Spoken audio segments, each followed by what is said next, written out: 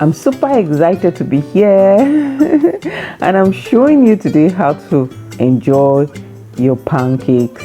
Easy, simple, healthy breakfast. Bring out your flour, sugar, baking powder, salt, eggs and vegetable oil. In a bowl, pour your flour, sugar, baking powder, pinch of salt and eggs. Mix together and add your water. When you get this consistency, it's time to make your pancakes. You can add different things into your pancakes like fruits, flavoring, nuts, cocoa, milk, coconut, and many more.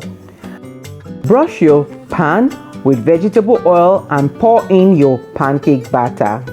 Once you see the bubbles around the batter, it's time to flip.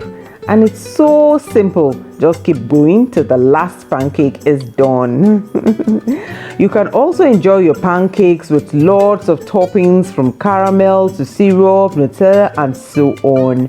I'm enjoying mine with a light dusting of cocoa powder and milk topping with hot cocoa. Honestly, it's so delicious and nutritious.